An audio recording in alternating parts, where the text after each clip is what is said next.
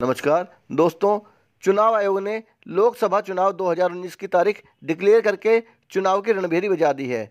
आचार संहिता लागू हो चुकी है। आज ना सिर्फ आपको मैं इलेक्शन की तारीख और चरणों की जानकारी दूंगा, बल्कि पूरे चुनाव का खाका आपको बताऊंगा और चुनाव से संबंधित कई सारी दिलचस्प बातें बताऊंगा। आशा है ये वीडियो आप आखिर तक देखेंगे। आगे बढ़ने से पहले एक रिक्वेस्ट करूंगा कि मेरे YouTube चैनल देशभक्त को सब्सक्राइब करें, साथ में बने घंटी के आइकन को प्रेस करें। दोस्तों, देश की कुल 543 सीटों के लिए चुनाव कुल 7 चरणों में होगा, जबकि 2014 का इलेक्शन कुल 9 चरणों में संपन्न हुआ था। पहले चरण का चुनाव 11 अप्रैल को होगा, जबकि 7वां या आखिरी चरण 19 मई को होगा। चुनाव होने के 4 दिन बाद अर्थात 23 मई को वोटों की गिनती होगी और यही दिन होगा जब देश की नई लोकसभा का स्वरूप करीब करीब स्पष्ट हो जाएगा। 27 मई को चुनावी प्रक्रिया को पूरा करने का लक्ष्य रखा गया है। अगर दिल्ली और एनसीआर के चुनाव की बात की जाए तो गाजियाबाद और गौतम बुद्ध नगर सीट पर मतदान 11 अप्रैल को होगा, जबकि दिल्ली, गुड़गांव और फरीदाबाद में मतदान 12 मई को होगा। आपको बताना चाहूँगा कि उत्तर प्रदेश, बिहार और पश्चिम बंगाल ऐसे राज्य हैं जहां का मतदान 7 चरणों में होगा। 4 राज्य ऐसे भी होंगे जहां लोकसभा चुनाव के साथ साथ विधानसभा के चुनाव भी होंगे। ये राज्य हैं आंध्र प्रदेश, उड़ीसा, सिक्किम और अरुणाचल प्रदेश। एक रोचक तथ्य यह भी है कि जो बच्चे इस सदी यानी सन 2000 के बाद पैदा हुए हैं वो इस चुनाव में पहली बार मतदान करेंगे।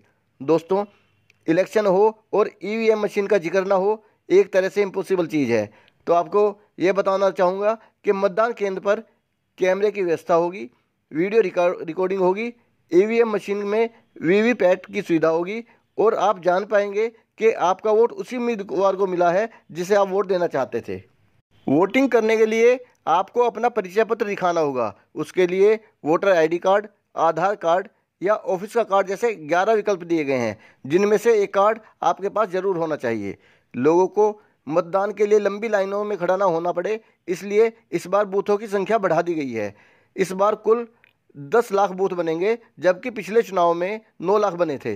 देश में इस समय लगभग 90 करोड़ मतदाता हैं, जिनमें से लगभग 1.5 करोड़ नए मतदाता इस बार जुड़े हैं। उम्मीद है इस बार देश के लगभग 65 करोड़ मतदाता मतदान कर सकेंगे। इस बार मतदान से लगभग 5 दिन पहले रंगीन फोटो वाली वोटर स्लिप आपको मिलेगी, जिसे साथ लेकर आपको मतदान केंद्र पर जाना पड़ेगा। अब तक ईवीएम मशीन पर सिर्फ चुनाव चिन्ह छपा रहता था, जबकि इस बार उम्मीदवार की फ़ोटो भी प्रिंट होगी। मतदान के कार्यक्रम को देखते हुए सरकार पर ये आरोप भी लगने लगे हैं कि सरकार ने अपनी सहूलियत के हिसाब से तारीखें तय करवाई हैं। जैसे उत्तराखंड में अभी ठंड पड़ रही है, आखिरी चरण में चुनाव हो सकते थे। रमजान के महीने में भी मतदान होगा और यह भी आरोप है कि सरकार के लोक लुभावन योजनाओं की घोषणा के बाद मतदान की तारीखें डिक्लेयर की गई हैं। दोस्तों, अब एक नज़र में देख लेते हैं कि किस राज्य में किस तारीख को मतदान होगा। पहला चरण 11 अप्रैल को होगा, जिसमें 20 राज्यों की 91 सीटों पर मतदान होगा। दूसरा चरण 18 अप्रैल को होगा, जिसमें 13 राज्य की 97 सीटों पर इलेक्शन होगा। तीसरा चरण 23 अप्रैल को होगा, जिसमें 14 राज्य की 115 सीटों पर इलेक्शन होगा। चौथा चरण 29 अप्रैल को होगा, जिसमें 9 राज्य की 71 सीटों पर इलेक्शन होगा। पांचवा चरण 6 मई को होगा, जिसमें 7 राज्य की 51 सीटों पर इलेक्शन लड़ा जाएगा। छठा चरण 12 मई को होगा, जिसमें 7 राज्य की 59 सीट पर इलेक्शन होगा। 12वां और आखिरी चरण 19 मई को होगा, जिसमें 8 राज्य की 59 सीटों पर इलेक्शन होगा।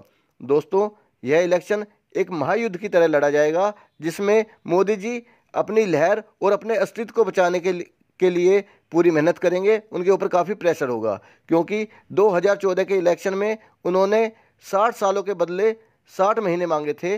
अब उन्हें जवाब देना होगा कि उन्होंने जितने बड़े बड़े वादे किए थे उनमें से कितने वादे पूरे कर पाए हैं। दूसरी तरफ कांग्रेस और महागठबंधन को अपना शक्ति प्रदर्शन करना होगा और अपने अस्तित्व को बचाने की लड़ाई लड़नी होगी।